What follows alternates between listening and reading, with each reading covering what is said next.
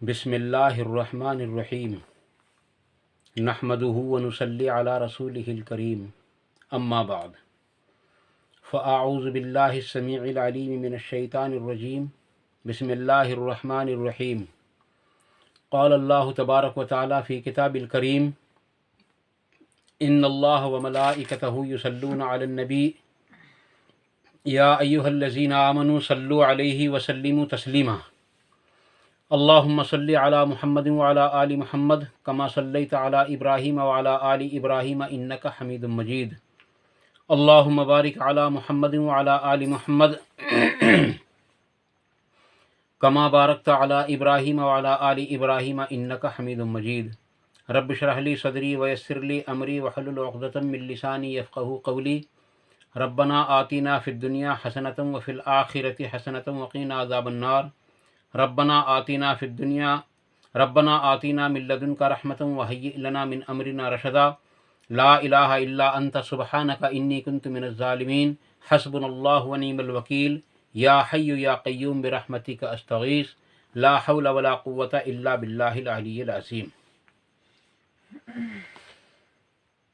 حضرت ابو ذر غفاری رضی اللہ عنہ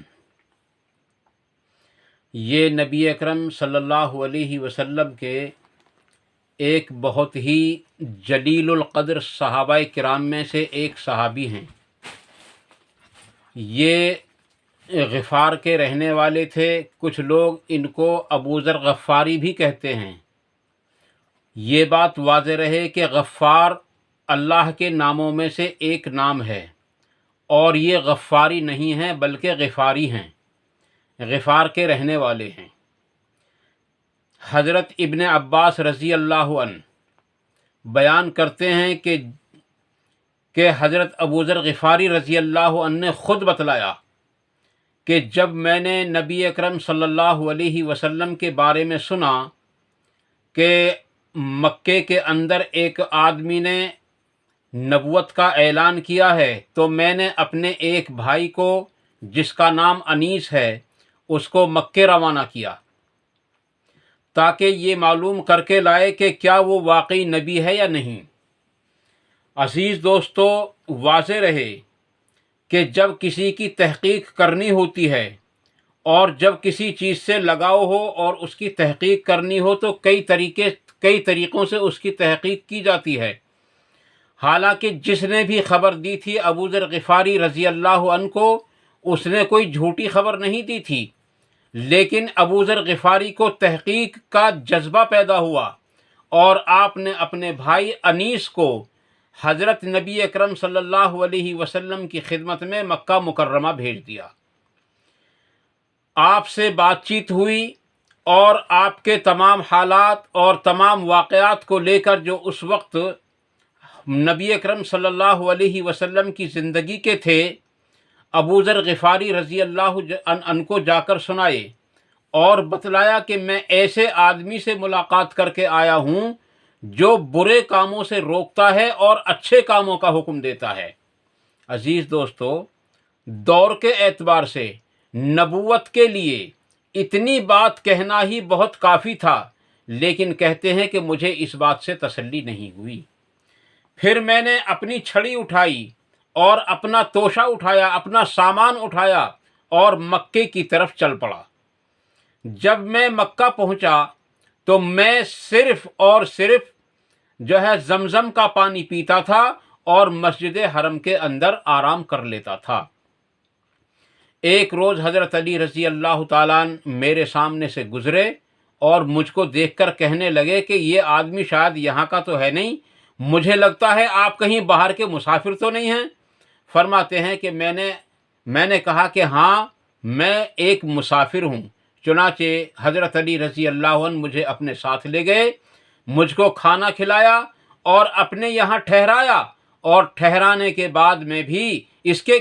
کسی بھی اعتبار سے نہ حضرت علی رضی اللہ عنہ نے مجھ سے پوچھا اور نہ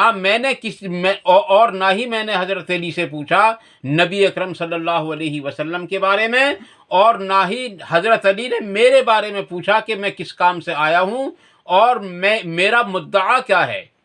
چنانچہ اگلے روز بھی یعنی کہ جب حضرت علی رضی اللہ تعالیٰ عنہ کے یہاں سے رخصت ہوئے ابو ذر غفاری، تو آپ مسجد حرم میں واپس آ کر کے ٹھہر گئے، لیکن شام کے وقت جب حضرت علی رضی اللہ عنہ نے ان کو دیکھا تو دیکھ کر سوچا کہ شاید جس کام سے یہ آئے تھے ان کا کام ابھی تک نہیں ہوا ہے۔ عزیز دوستو، آپ سے آ کر کے فرمایا کہ آپ میرے ساتھ چلو، بظاہر آپ کا کام نہیں ہوا ہے۔ چنانچہ وہ اپنے گھر لے گئے اور لے جا کر کے وہاں آپ کو کھانا کھلایا، اور کھانا کھلانے کے بعد ایک روایت میں تو آتا ہے کہ اس روز یعنی دوسرے ہی روز پوچھ لیا تھا، اور ایک روایت سے پتہ یہ چلتا ہے کہ تیسرے روز یہ بات ہوئی تھی۔ فرماتے ہیں کہ آج بھی نہ میں نے کچھ بتایا اور نہ انہوں نے مجھ سے کچھ پوچھا۔ جب تیسرا دن ہوا، اس وقت حضرت علی رضی اللہ عنہ مجھ کو اپنے ساتھ لے گئے۔ دوران گفتگو حضرت علی نے مجھ سے یہ معلوم کر لیا کہ بظاہر آپ جس کام سے یہاں تشریف لائے تھے وہ آپ کا کام نہیں ہوا ہے۔ اگر ممکن ہو اور بتانے میں کوئی دقت نہ ہو تو مجھے بتلا دیں، تاکہ میں آپ کے اس کام میں کچھ مدد کر سکوں۔ چنانچہ حضرت ابو ذر غفاری رضی اللہ عنہ کہتے ہیں کہ پہلے تو میں نے حضرت علی رضی اللہ عنہ کو قسم کھلائی کہ اس کے بارے میں یعنی میرا جو راز ہے کسی پر ظاہر نہیں کریں گے، اور اس کی وجہ یہ تھی کہ نبی اکرم صلی اللہ علیہ وسلم کے ساتھ دشمنی کے جو واقعات تھے وہ بہت زیادہ عروج پر تھے، اس لیے آپ نے کسی سے معلوم کرنا بھی مناسب نہیں سمجھا، اور آپ کو پتہ بھی نہیں چلا۔ 2 یا 3 دن گزر گئے تھے، اور حضرت علی رضی اللہ عنہ نے بھی پہلے دن کم از کم اور دوسرے دن بھی شاید پوچھا یا نہ پوچھا، البتہ تیسرے دن آپ نے پوچھ لیا تھا کہ آپ کس کام سے آئے ہیں۔ تو حضرت ابو ذر غفاری رضی اللہ عنہ نے ڈرتے ڈرتے حضرت علی کو سارا واقعہ بیان کیا کہ میں نے یہ سنا ہے کہ مکے میں کوئی آدمی ہے جس نے نبوت کا اعلان کیا ہے، اور نبوت کا اعلان جو ہے جس نے کیا ہے، میں اس پر ایمان لانے کی فکر میں ہوں، کسی طریقے سے مجھ کو اس کی تصدیق ہو جائے تو میں اس پر ایمان لے آؤں۔ چنانچہ حضرت علی رضی اللہ عنہ نے فرمایا کہ تم بالکل ٹھیک ہی پہنچ گئے، اور ٹھیک ہی جگہ پر بات چیت ہو گئی ہے۔ اب میں تمہاری ملاقات صبح کے وقت نبی اکرم صلی اللہ علیہ وسلم سے کروا دوں گا۔ چنانچہ آپ ان کو اپنے ساتھ لے کر چلے، اور چلنے سے پہلے ایک بات اور بھی آپ نے ارشاد فرمائی ابو ذر غفاری رضی اللہ عنہ سے، کیونکہ نبی اکرم صلی اللہ علیہ وسلم سے جو دشمنی کے واقعات ہیں وہ بہت زیادہ پھیلے ہوئے ہیں، اور سب کو معلوم ہے کہ میں نبی اکرم صلی اللہ علیہ وسلم پر ایمان لا چکا ہوں، اس لیے اگر تم میرے ساتھ ساتھ چلو گے تو پھر یہ ہوگا کہ لوگوں کے دماغوں پر یہ بات کھٹک جائے گی کہ یہ جو باہر کا آدمی ہے یہ بھی نبی اکرم صلی اللہ علیہ وسلم سے ملنے کے لیے جا رہا ہے۔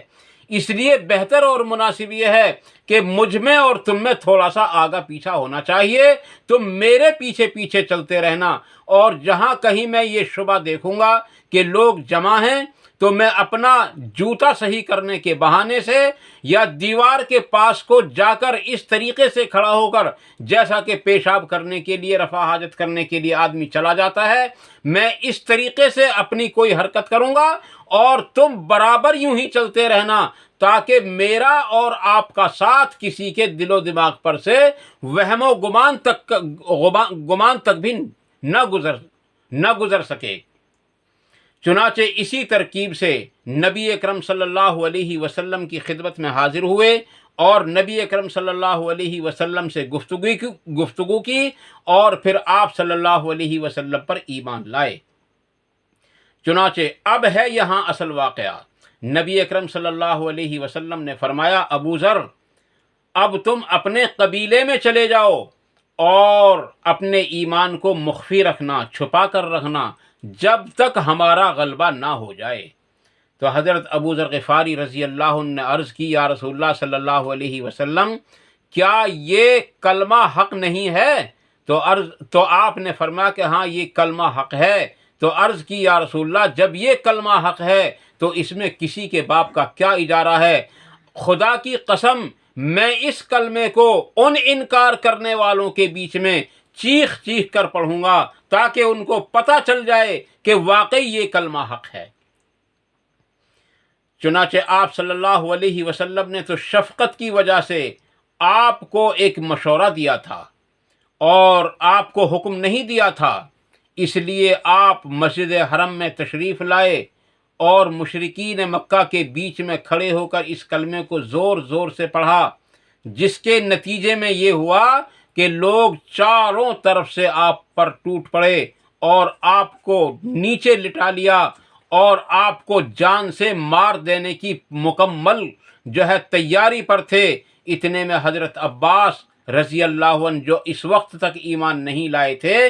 वो इनके ऊपर लेट गए और कहा कि लोगों, तुम उस आदमी को मारना चाहते हो जिसके रास्ते से हमारा तिजारत का सफ़र होता है। अगर ये आदमी यहाँ मर गया तो वो लोग इसके बदले में नामालूम कितने लोगों को मारेंगे और हमारा तिजारती रास्ता भी हमेशा के लिए बंद हो जाएगा। चुनाचे इस तरीके से पहले दिन आपको बचाया और फिर दूसरे दिन भी फिर यही वाक़या पेश आया। तो अजीज़ दोस्तों, यहाँ जो मैं आपको बतलाने की कोशिश कर रहा हूँ, मैं इस कलमे की हकीकत को कि इस कलमे की हकीकत क्या है। असल बात यह है कि ये कलमा हक है और इसके जुज़ भी दो हैं, एक ला इलाहा इल्लल्लाह और दूसरा मुहम्मदुर रसूलुल्लाह। अजीज़ दोस्तों, नबी अकरम सल्लल्लाहु अलैहि वसल्लम ने अबू ज़र ग़िफ़ारी रज़ी अल्लाह अन्हु को जो मशवरा दिया था, ये आपको शफ़क़त के तौर पर दिया था। इस तरह के और भी कई एक वाक़यात आते हैं। नबी अकरम सल्लल्लाहु अलैहि वसल्लम ने किसी औरत से रास्ते में कुछ कहा तो उस औरत ने अर्ज़ की, या रसूलल्लाह, आप मुझको हुक्म दे रहे हैं या मशवरा दे रहे हैं? तो आपने फरमाया कि मैं तुझको मशवरा दे रहा हूँ। तो उसने अर्ज़ की, या रसूलल्लाह, फिर मैं इस मशवरे को नहीं मानती। अज़ीज़ दोस्तों, इस तरीके से नबी अकरम सल्लल्लाहु अलैहि वसल्लम के मशवरा और हज़रत उमर फ़ारूक रज़ी अल्लाह अन्हु का मशवरा हमेशा जो है टकराता था, लेकिन जब कुरान उतरता था तो हज़रत उमर फ़ारूक रज़ी अल्लाह ताला अन्हु की राय के मुवाफ़िक, बिल्कुल मुवाफ़िक उतरता था। इसलिए अज़ीज़ दोस्तों, यहाँ कई बातों का पता ये चलता है कि नबी अकरम सल्लल्लाहु अलैहि वसल्लम जब किसी को मशवरा देते थे तो वो हुक्म नहीं होता था, बल्कि वो मशवरा ही होता था। और जब आप सल्लल्लाहु अलैहि वसल्लम हुक्म देते थे तो सहाबाए किराम रिज़वानुल्लाहि ताला अलैहिम अजमाइन तमाम के तमाम उस हुक्म को पूरा करने के लिए दौड़ पड़ते थे। एक और वाक़या है अज़ीज़ दोस्तों, नबी अकरम सल्लल्लाहु अलैहि वसल्लम ने खंदक के मौके पर इरशाद फरमाया, कौन है जो जन्नत में मेरा पड़ोस चाहता हो। ये ऐलान आम था, बिल्कुल ऐलान आम था। आपने दूसरी बार फिर यही इरशाद फरमाया, कोई नहीं बोला। तीसरी बार फिर यही इरशाद फरमाया, फिर भी कोई नहीं बोला। गालिबन यही हज़रत अबू ज़र ग़िफ़ारी रज़ी अल्लाह अन्हु हैं। ये फरमाते हैं कि मैं भी इसलिए कि हुक्म नहीं बल्कि आम लोगों को हुक्म है, कोई और चला जाएगा, मैं ज़मीन से चिमट गया ताकि मैं नज़र ना पड़ सकूं। आखिर नबी अकरम सल्लल्लाहु अलैहि वसल्लम की नज़र मुझ पर पड़ी और फरमाया कि अबू ज़र उठ खड़ा हो। चुनाचे अब तो बिल्कुल नाम लेकर, क्योंकि हुक्म आ गया था, इसलिए मैं फ़ौरन खड़ा हुआ। जो सर्दी थी वो बिल्कुल मोतदिल मौसम से तब्दील हुई और नबी अकरम सल्लल्लाहु अलैहि वसल्लम ने मुझको चादर दी और चादर देकर फरमाया कि जाओ और देख कर के आओ कि अल्लाह का इनकार करने वाले लोग क्या कर रहे हैं। चुनाचे मैं जब वहाँ गया, तेज़ हवाएं चल रही थीं और लोग जगह जगह आग जलाकर ताप रहे थे। कुछ आपस में बातचीत कर रहे थे और कह रहे थे चलो यहाँ से निकलें। चुनाचे एक मुशरिक या दो मुशरिक जो कि मेरे बिल्कुल निशाने पर थे और मैं उनको कत्ल करना भी चाहता था, लेकिन नबी सल्लल्लाहु अलैहि वसल्लम का इरशाद मुझको याद आ गया, देखना कोई नाज़ेबा हरकत ना कर देना। تو نبی اکرم صلی اللہ علیہ وسلم کے حکم پر تو صحابہ کرام اس طریقے سے ٹوٹ پڑتے تھے، آپ کا وضو کا پانی زمین پر نہیں گرنے دیتے تھے، اتنی آپ صلی اللہ علیہ وسلم سے محبت تھی لوگوں کو۔ تو عزیز دوستو، حکم ہونا اور مشورہ ہونا یہ دونوں الگ چیزیں ہوا کرتی ہیں۔ تو یہاں یہ پتہ چلا، چنانچہ ہاں میں آپ سے یہ عرض کر رہا تھا کہ یعنی کہ حضرت ابو ذر غفاری رضی اللہ عنہ وہاں سے واپس آئے اور نبی اکرم صلی اللہ علیہ وسلم نے چادر بھی پھر انہی کو دے دی اور جنت کا پڑوس بھی ان کے لیے پکا ہو گیا۔ یہ ان لوگوں کو واقعہ سنایا تھا انہوں نے خود ہی، جنہوں نے آپ صلی اللہ علیہ وسلم کے بعد میں انہی سے سوال کیا تھا کہ آپ کتنے خوش قسمت ہیں، کتنے اچھے ہیں کہ تم نے نبی اکرم صلی اللہ علیہ وسلم کی صحبت اٹھائی ہے، تم نبی اکرم صلی اللہ علیہ وسلم سے بات چیت سنتے تھے، نبی صلی اللہ علیہ وسلم کی احادیث کو خود انہی کی زبان سے سنتے تھے، قرآن کریم تمہارے سامنے نازل ہوا ہے اور اس طرح کی نبی اکرم صلی اللہ علیہ وسلم کے پیچھے تم نے نمازیں پڑھی ہیں۔ اگر ہم بھی اس زمانے میں ہوتے، نبی اکرم صلی اللہ علیہ وسلم کے زمانے میں ہوتے تو ہم بھی نامعلوم کیا کیا کرتے۔ تو آپ نے فرمایا کہ بیٹا، اصل بات یہ ہے کہ ان کے بعد میں اس طرح کی باتیں کرنا بڑا آسان ہے، لیکن ان کے سامنے ان کے حکم کی تعمیل کرنا کتنا مشکل تھا یہ ہم جانتے ہیں۔ حضرت خباب رضی اللہ تعالیٰ عنہ کو زمین پر لٹایا گیا تھا اور اس پر جس پر پہلے انگارے بچھا دیے گئے تھے، حضرت خباب رضی اللہ تعالیٰ عنہ کے ساتھ بھی یہی سلوک کیا گیا اور حضرت بلال رضی اللہ عنہ کے پیروں میں رسی باندھ کر آپ کو جو ہے راستوں میں اور گلیوں میں گھسیٹا گیا۔ ان کا کیا گناہ تھا؟ ان کا گناہ صرف یہ تھا ان لوگوں کے یہاں کہ وہ یہ کہتے تھے کہ اللہ ایک ہے اور محمد صلی اللہ علیہ وسلم اللہ کے رسول ہیں، یہ ان کا گناہ تھا۔ عزیز دوستو، تو اصل بات یہ ہے جو میں آپ کو بتلانا چاہ رہا ہوں، جو لوگ اے سی کے کمروں میں بیٹھ کر اور باہر نکل کر نعرے بازی کرتے ہیں، یہ کام بڑا آسان ہے، اور نبی اکرم صلی اللہ علیہ وسلم کی رفاقت میں رہ کر ان کے احکام کو تسلیم کرنا یہ بڑا مشکل کام تھا۔ جو لوگ نعرے لگاتے ہیں وہ نعرے ہی لگا سکتے ہیں، وہ نمازوں کی پابندی نہیں کر سکتے۔ جو لوگ نعرے لگا رہے ہیں وہ نعرے ہی لگا سکتے ہیں، لیکن نبی اکرم صلی اللہ علیہ وسلم کی عظیم الشان سنت یعنی داڑھی کو نہیں رکھ سکتے۔ جو لوگ یوں خاموخا کے نعرے لگا رہے ہیں اور یا محمد کے نعرے لگا رہے ہیں، وہ صرف عزیز دوستوں نعرے ہی لگا سکتے ہیں، اللہ کے نبی صلی اللہ علیہ وسلم کے احکام پر پورے نہیں اتر سکتے۔ اور جو لوگ اس کے باوجود بھی یہ سمجھتے ہیں کہ ہم کچھ بھی ہیں، ہم ہیں نبی صلی اللہ علیہ وسلم کے امتی، تو واضح رہے کہ قیامت کے روز نمازی بھی ہوں گے اور ان کے پیشانیاں اور ان کے ہاتھ اور پیر وضو کے اثر سے چمک بھی رہے ہوں گے، وہ کلمہ گو بھی ہوں گے اور نبی اکرم صلی اللہ علیہ وسلم ان کو بلا بھی رہے ہوں گے، لیکن فرشتے ان کو ڈنڈے مار مار کر پیچھے ہٹا رہے ہوں گے۔ آپ فرمائیں گے، لوگوں، فرشتوں، یہ تو میرے امتی ہیں، وضو کے اثرات ان کے اندر موجود ہیں، نماز کے نشانات ان کے چہروں پر موجود ہیں، تم ان کو کیوں ہٹا رہے ہو؟ ان کو آنے دو، یہ میرے ساتھی ہیں۔ تو فرشتے بتائیں گے، اے اللہ کے نبی صلی اللہ علیہ وسلم، تمہیں کیا معلوم تمہارے بعد میں ان لوگوں نے دین کے اندر کیا کیا نئی بدعتیں نکالی تھیں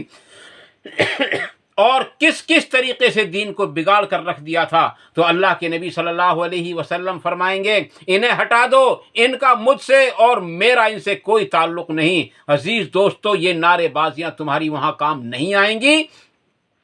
بلکہ اتباع رسول آپ کی کام آئے گی۔ اللہ تعالیٰ نے قرآن کریم کے اندر جا بجائے ارشاد فرمایا اطیعوا اللہ و اطیعوا الرسول، کہ اللہ پر یعنی اللہ کی اطاعت کرو، یعنی کہ اللہ تبارک و تعالیٰ کی عبادت کرو اور نبی اکرم صلی اللہ علیہ وسلم کے طریقے پر کرو۔ یہ چیز اللہ تعالیٰ نے اپنے نازل کردہ قرآن کے اندر کئی جگہ ارشاد فرمائی، یا ایھا الذین آمنوا ادخلوا فی السلم کافہ ولا تتبعوا خطوات الشیطان انہ لکم عدو مبین، کہ اے ایمان والو مکمل طریقے سے ایمان کے اندر داخل ہو جاؤ اور شیطان کی اطاعت نہ کرو کہ وہ تمہارا کھلا ہوا دشمن ہے۔ عزیز دوستو، واضح رہے کہ جب اللہ کے احکام کو چھوڑتا ہے آدمی تو پھر اللہ کا باغی بن جاتا ہے، اللہ تبارک و تعالیٰ سے وہ دشمنی مول لے لیتا ہے اور اللہ تبارک تعالیٰ کا انکار کرنے والا بن جاتا ہے۔ اور جب نبی صلی اللہ علیہ وسلم کے طریقے کو چھوڑتا ہے آدمی تو یقیناً نبی صلی اللہ علیہ وسلم کا باغی بن جاتا ہے اور نبی اکرم صلی اللہ علیہ وسلم کی سنتوں کو چھوڑنے والا حقیقتاً نبی صلی اللہ علیہ وسلم سے دشمنی رکھنے والا بن جاتا ہے۔ اس لیے عزیز دوستو، ہم سب کو چاہیے کہ ہم قرآن اور حدیث کو مضبوطی کے ساتھ پکڑیں۔ اللہ تعالیٰ سے دعا ہے کہ وہ ہم سب کو ان مختصر سی باتوں پر عمل کرنے کی توفیق عطا فرمائے، اور جو بات جذبات میں میری زبان سے غلط نکل گئی ہوں اللہ تعالیٰ ان سب باتوں کو معاف فرمائے اور حق باتوں کو ہمارے دلوں کے اندر راسخ فرمائے، ان پر عمل کرنا آسان فرمائے، ان پر عمل کرنے کی توفیق عطا فرمائے، ان پر عمل کرنے کے موقع بھی عطا فرمائے، اور اللہ تبارک تعالیٰ سے دعا ہے کہ وہ ہم سب کو مکمل طریقے سے قرآن اور حدیث پر عمل کرنے والا بنا دے۔ وآخر دعوانا الحمد للہ رب العالمین۔ سبحان ربک رب العزت عما یصفون وسلام علی المرسلین والحمد للہ رب العالمین برحمتک یا ارحم الراحمین۔ والسلام علیکم ورحمۃ اللہ تبارک و تعالی وبرکاتہ۔